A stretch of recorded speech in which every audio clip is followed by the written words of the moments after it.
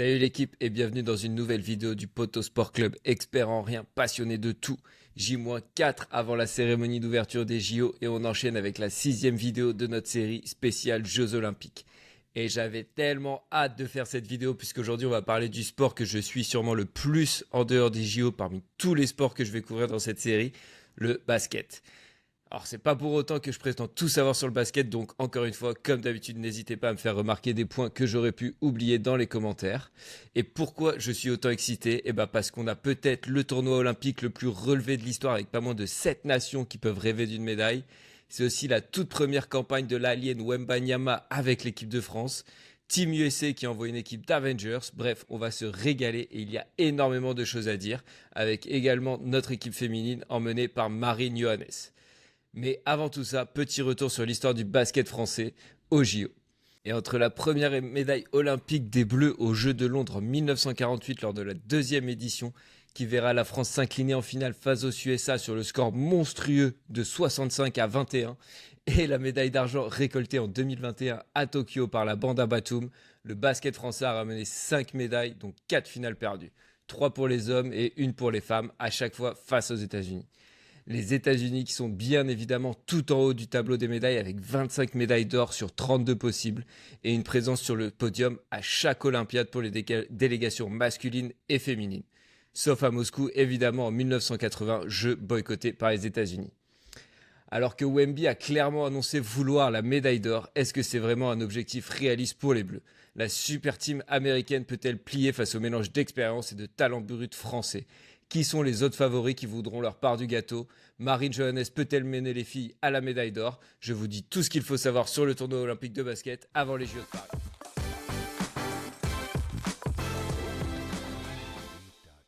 Allez, c'est parti les amis. Avant de rentrer dans le vif du sujet, on va faire un petit point sur les différences de règles entre la NBA et le tournoi olympique. Car au tournoi olympique, on joue avec les règles FIBA, qui sont la Fédération internationale de basket, et qui sont un peu différentes des règles NBA. Donc c'est parti. D'abord dans la durée des matchs, en 4 quarts-temps de 10 minutes en FIBA versus 12 minutes en NBA. Pas la règle la plus impactante, mais importante de mentionner tout de même. Dans les fautes, en FIBA, c'est 5 fautes avant de se faire éjecter contre 6 en NBA. Le goaltending, le nettoyage du cercle en français, en FIBA, c'est autorisé pour n'importe quel joueur de dégager le ballon ou le rabattre dans le panier dès qu'il a touché au moins une fois l'anneau. Alors qu'en NBA, tant que le ballon se trouve dans un cylindre imaginaire au-dessus du panier et peut encore potentiellement rentrer, il est interdit pour n'importe quel joueur de toucher le ballon. Règle qui change un peu la façon de jouer et avantage les joueurs grands et bons protecteurs de cercle comme Wemby par exemple. Et c'est aussi un avantage assez important pour les nations européennes plus habituées que les Américains qui jouent tous exclusivement en NBA.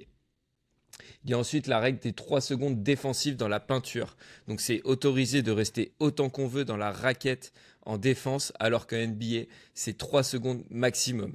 Et en NBA, si le joueur ne défend pas activement sur un attaquant. Encore une fois, c'est une manière de défendre qui avantage les gros protecteurs de cercle comme Wemby ou Gobert en équipe de France. Enfin, c'est pas une règle officielle, mais de manière générale, ça siffle moins en FIBA qu'en NBA. C'est un jeu qui est un peu plus dur et des joueurs qui obtiennent beaucoup de fautes comme Joel Embiid en NBA devraient avoir moins de coups de sifflet lors de ce tournoi olympique. Allez, maintenant qu'on est tous à jour sur les règles de ce tournoi olympique, je vous propose de commencer avec la phase de poule de ce tournoi olympique. Donc pour cette phase de poule, on aura 3 groupes de 4 dont sortiront les 2 meilleurs de chaque groupe et les 2 meilleurs troisièmes. Ensuite, on aura le droit à un tirage au sort pour les quarts de finale où les premiers de chaque groupe s'éviteront. Donc grand intérêt à finir premier pour éviter les États-Unis ou le Canada par exemple. Et je vous propose de pronostiquer chaque groupe en passant rapidement les forces en présence des équipes favorites et en s'arrêtant évidemment un peu plus longtemps sur la France et les États-Unis. Donc on va commencer avec la poule B, celle de la France qui affrontera l'Allemagne, le Japon et le Brésil. Sur le papier, les Bleus sont pour moi favoris de cette poule. Ils ont peut-être la meilleure raquette, les meilleurs intérieurs du tournoi avec Wemby qui sort d'une première saison NBA énorme conclue par un titre de rookie de l'année à l'unanimité. Et Rudy Gobert, élu défenseur de l'année en NBA pour la 4e fois de sa carrière. Il est seul avec Ben Wallace et Dikembe Mutombo à réaliser cet exploit. Donc ça montre à quel point notre raquette est compétitive dans ce tournoi. Peut-être la meilleure raquette du tournoi. À voir, ça joue avec les USA. Mais j'ai aussi envie de parler d'un troisième big man dans cette équipe qui est moins dans la lumière que les deux stars des Bleus, car il ne joue pas en NBA, mais qui peut être très important dans la rotation. J'ai nommé Gershon Yabusele. C'est un goal god dans un style un peu différent des deux autres, un peu moins long, mais très explosif et très puissant. Il ne fait que 2,03 m, mais par contre 123 kg. Et en plus de ça, c'est un joueur qui connaît les règles FIBA par cœur puisqu'il joue au Real Madrid. Comme je l'ai dit, est moins médiatisé car il ne joue pas en NBA, mais il est très bon. Et quand il faudra faire souffler Rudy ou Wemby, on aura évidemment besoin de lui. En plus de ça, de ce que j'ai vu lors des matchs de préparation contre le Canada et l'Australie hier soir, il apportait beaucoup d'énergie en sortie de banc. Et voilà, il dynamisait cette équipe tant sur le côté offensif que défensif. Et à l'intérieur, on a un quatrième intérieur de très haut niveau avec Mathias Le Sort, qui a été sacré de champion d'Euroleague avec le Panathinaikos cette année, et lui aussi très intéressant et grand connaisseur du basket FIBA. Donc voilà, à l'intérieur, c'est dit, on a des certitudes. Par contre, c'est beaucoup plus flou sur la ligne arrière. Pas vraiment de gars en forme au poste de meneur, avec l'absence de Thomas Hurtel. On le sait à cause pour raisons extrasportives, lui qui joue en Russie depuis quelques années. Donc c'est Frank Nilikina qui a débuté sur les derniers matchs de prépa en tant que meneur alors qu'il était sans club la saison dernière après avoir été cut de sa franchise NBA. Evan Fournier, pareil avec les Knicks, mais qui a repris en fin de saison avec les Pistons et qui manque tout de même encore un peu de confiance. Nando De Colo et Nicolas Batum, les autres vétérans, sont aussi un peu vieillissants, même si dans la prépa, De Colo a apporté dans la création et l'organisation du jeu, la mise en place de systèmes dans cette équipe. Et Batum au scoring avec son shoot signature à 0 degré dans le coin du terrain. On a aussi Bilal Koulibaly, auteur d'une saison rookie convaincante mais peu en vue dans la prépa. Et enfin Mathieu Strazel et Isaiah Cordonnier qui sont aussi dans la rotation, mais sans grand impact. Donc voilà, beaucoup de joueurs, mais au final beaucoup moins de certitude dans cette ligne arrière. Après, ça ne veut pas dire qu'on ne sera pas prêt et mieux en place au début du tournoi dans 5 jours, il me semble. Mais voilà, de ce que j'ai vu des matchs de prépa, il y a quand même quelques petites raisons de s'inquiéter et de se dire qu'on n'est pas encore tout à fait prêt pour ce tournoi olympique.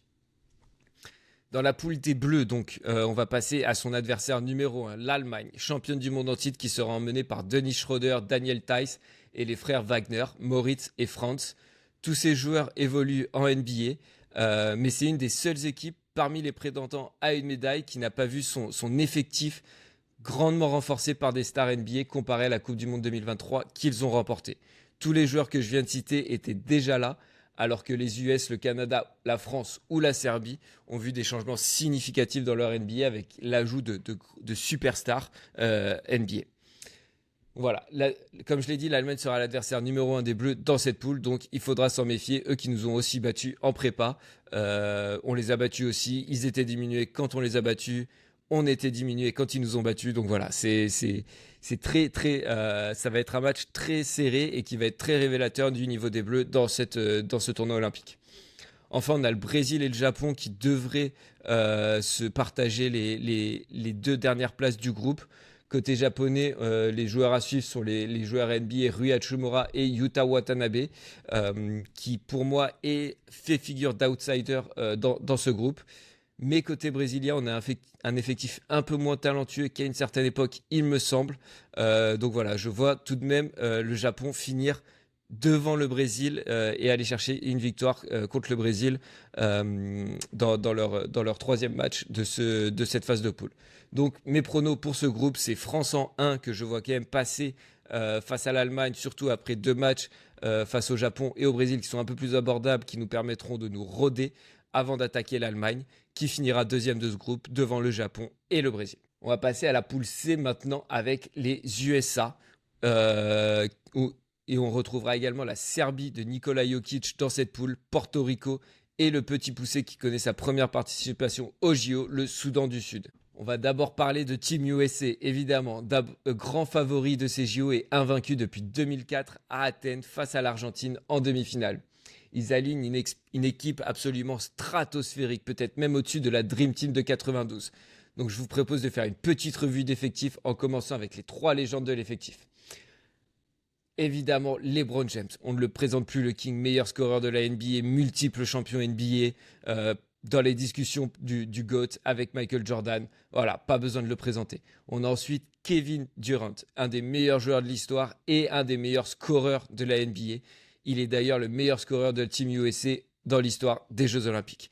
Enfin, la 3e légende de cet effectif, c'est Steph Curry, leader de la dynastie des Warriors et meilleur shooter à 3 points de l'histoire. Mais c'est pas fini parce qu'on a ensuite les superstars, les nouvelles superstars de la NBA actuelle, commençant par Joel Embiid, MVP de la NBA en 2023 et peut-être le pivot le plus dominant actuellement en NBA.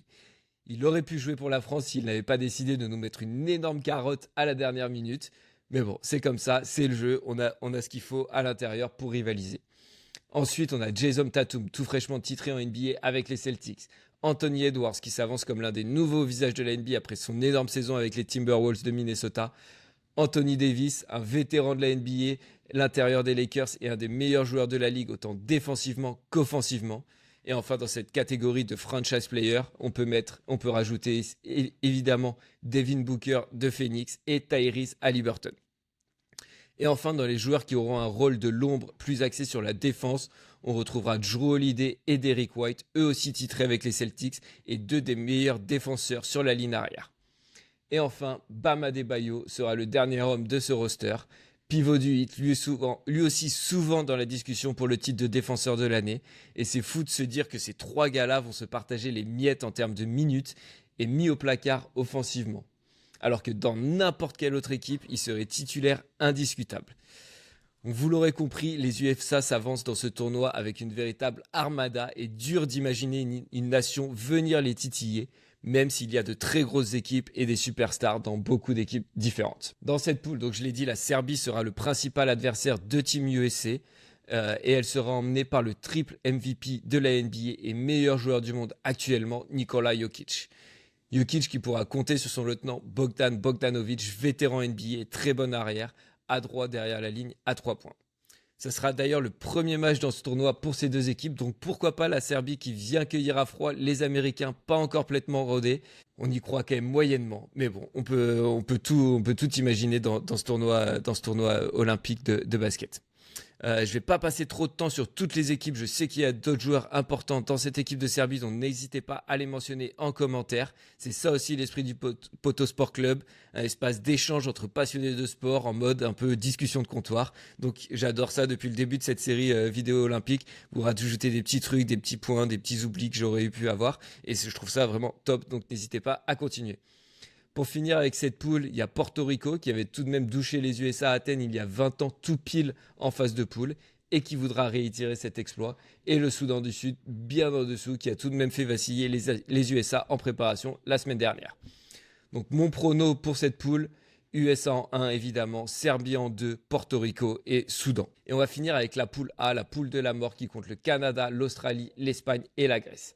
Les Canadiens sont les favoris de cette poule et sûrement l'équipe la plus talentueuse sur le papier après les USA, avec sa star Shai Gilgeous-Alexander, 2e au classement MVP la saison dernière, Jamal Murray, champion NBA avec les Nuggets il y a 2 ans et lieutenant de Nikola Jokic, et RJ Barrett, arrière des Toronto Raptors.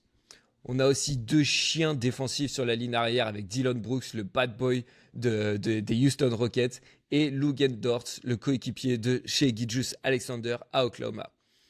Petite faiblesse à l'intérieur, au poste intérieur. On a Kelly Olynyk qui est aussi un vétéran de la NBA, mais voilà, qui semble quand même un peu plus limité que ses partenaires. Mais ils mettent une telle intensité défensive que c'est dur à exploiter. On l'a vu d'ailleurs hier dans le match de prépa entre la France.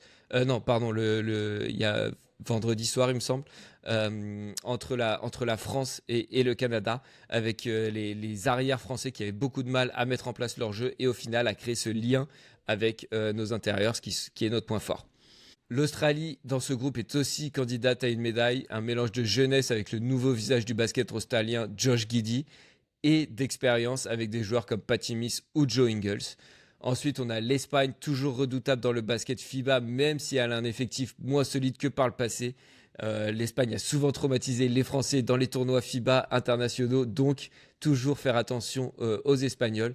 Et enfin, on aura la Grèce qui sera menée par Giannis Antetokounmpo, mais le Greek Freak, la star des Milwaukee Bucks en NBA, sera pour moi un peu trop isolé pour que les Hellènes soient un vrai candidat à une médaille.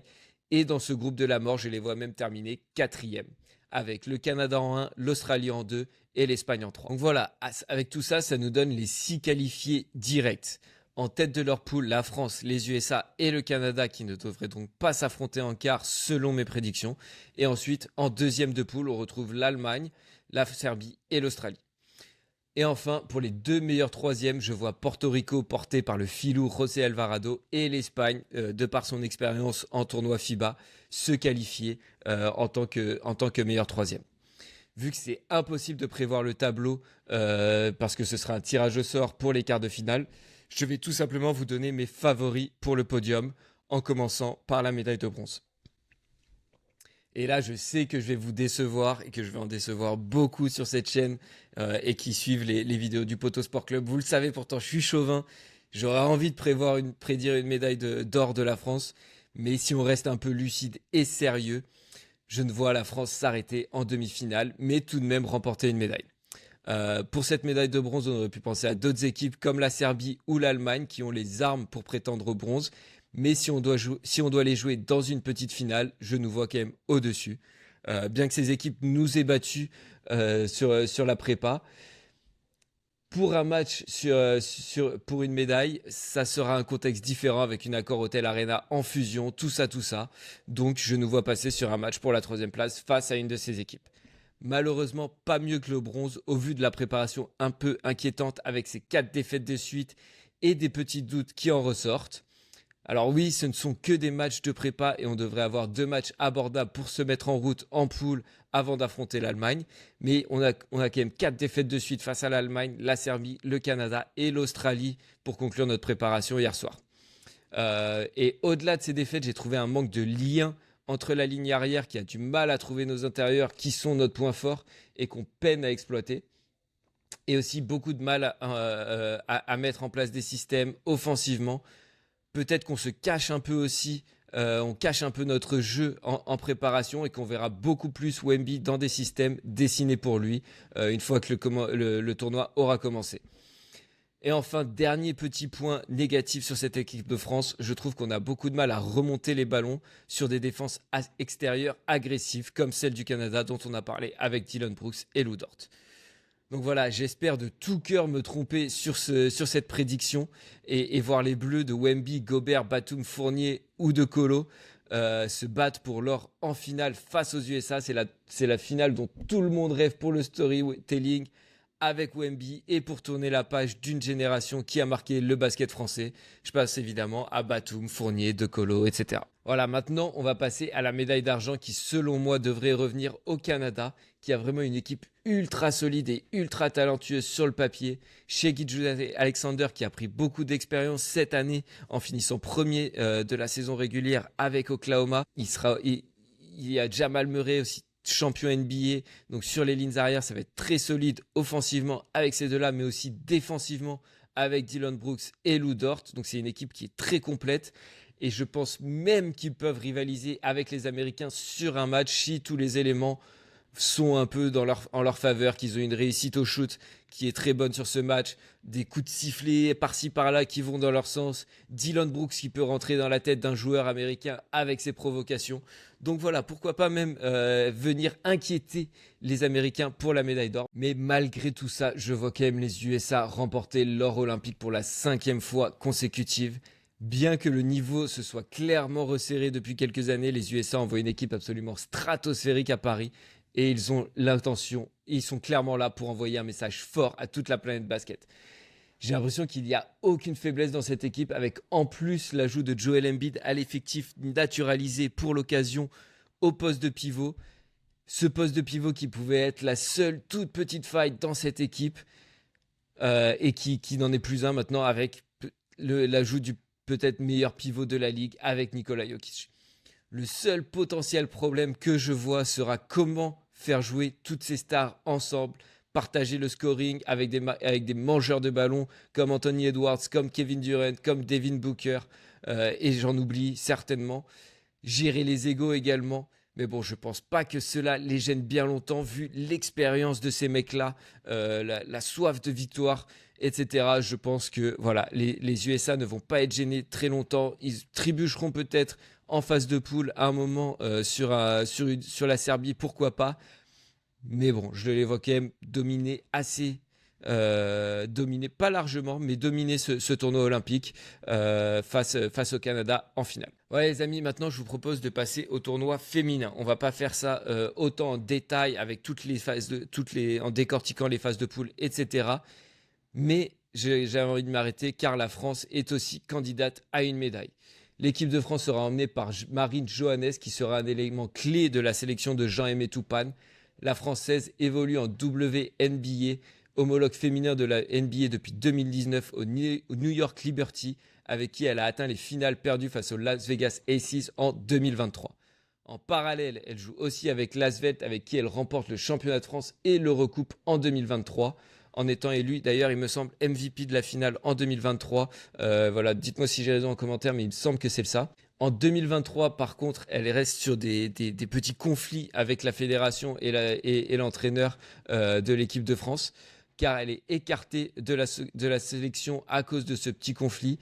Voilà, la fédération et le sélectionneur qui ne voulaient pas faire de cas particulier pour elle, qui devait manquer une partie de la préparation à la Coupe d'Europe pour honorer son contrat avec sa franchise en WNBA. Mais tout ça est derrière elle maintenant, même si elle a dû mettre entre parenthèses sa carrière WNBA pour la saison 2024, suite à un ultimatum posé par la fédération. Voilà, je trouve qu'il n'y a pas autant de soucis côté masculin, mais bon, cet épisode est digéré par tout le monde et elle se dit focus sur son objectif de Paris 2024. La deuxième joueuse à suivre est Gabby Williams, la franco-américaine. Pourquoi il faut la suivre? Parce qu'elle sort de la fac de UConn, qui est la plus grande fac de basket féminin, située dans le Connecticut, qui écrase tout le monde depuis beaucoup d'années. Ils ont peut-être perdu un titre par-ci par-là, mais voilà, je sais qu'ils ont eu une série d'invincibilité pendant des années, qui est la plus longue série d'invincibilité dans le sport universitaire américain. Elle a été draftée ensuite en 4e position, donc voilà, tout ça, ça veut dire quelque chose quand même de son niveau de jeu. Elle est la coéquipière de Marine Johannes à l'Asvel. Elle a dû aussi mettre ses ambitions en WNBA de côté en 2024 et quitter son équipe des Seattle Storms pour se préparer au JO avec la France comme Marine Johannes. Donc voilà, ce sont les deux joueurs à suivre de cette équipe de France. Il y en a d'autres qui sont très intéressantes, mais voilà, c'est les deux vraiment leaders. Je pense à Malonga, par exemple, qui est une des petites jeunes de cet effectif qui est très prometteuse. Donc voilà, à creuser un petit peu, parce que j'ai pas forcément le temps de parler de toutes les joueuses, mais j'avais vraiment envie de m'arrêter sur ces deux-là. Parmi les prétendantes à une médaille dans ce tournoi olympique de basket féminin, les USA, un peu comme chez les garçons, sont les grandes favoris avec une flopée de stars WNBA. Je ne vais pas rentrer dans le détail de la carrière de chacune, mais faites bien attention aux noms suivants. A'ja Wilson, Brenna Stewart, Kelsey Plum ou Sabrina Ionescu seront les fers de lance de cette équipe. La France aussi pourra tirer son épingle du jeu à domicile et s'appuyer sur un sans faute en prépa conclu par une victoire convaincante face à la Chine. Ensuite, on retrouve l'Australie qui a peut-être l'effectif le plus profond après les États-Unis. La Belgique, très surprenant, est aussi une nation qui compte dans le basket féminin. Et enfin, les Asiatiques avec la Chine et le Japon peuvent aussi viser une médaille, même si elles semblent un peu plus en retrait récemment. Donc voilà, avec tout ça, j'en viens à ma prédiction médaille pour ce tournoi féminin. Or pour les Américaines, argent pour la France à domicile et bronze pour l'Australie. Donc voilà, en toute honnêteté, je suis un peu moins le basket féminin et je voulais en parler un peu moins longtemps car moins d'engouement. Donc voilà, s'il y a un gros oubli de ma part ou si vous voulez apporter plus de précision, encore une fois, n'hésitez pas à mentionner tout ça dans les commentaires. Je serai ravi de vous lire et d'échanger avec vous dans cet espace-là. Voilà les amis, on arrive à la fin de cette vidéo et comme pour toutes les vidéos spéciales Jeux Olympiques de la série, on va finir avec le bilan de notre délégation française en basket. Donc ce sera donc 2 médailles pour le basket français dans ces JO. Une médaille de bronze pour les Français que je vois légèrement en dessous du Canada et surtout dans l'incapacité de vraiment inquiéter cette équipe d'Avengers américaine. Et enfin, même si l'or semble aussi inatteignable dans le tableau féminin, je vois les femmes aller chercher une médaille en argent. Voilà, donc ça fait 2 médailles au total, une de bronze, une argent. Je sais bien que c'est pas le scénario dont on rêve. On voudrait une finale dans les 2 tableaux face aux USA en apothéose du tournoi. Ça serait magnifique. C'est vraiment ce que je souhaite, mais ce n'est pas ce que j'imagine pour ce tournoi-là. Donc voilà, dites-moi en commentaire si vous êtes d'accord ou pas d'accord avec moi. Si vous voyez la bande à Wemby, Gobert assez forte pour aller défier les Américains en finale NBA et pourquoi pas aller chercher la médaille d'or, ça serait vraiment mais un des plus grands exploits olympiques du sport français. Donc ça serait vraiment magnifique et on est tous derrière les Bleus. N'hésitez pas à me dire ce que vous avez pensé de cette vidéo et si vous êtes d'accord avec moi dans les commentaires. Ciao l'équipe!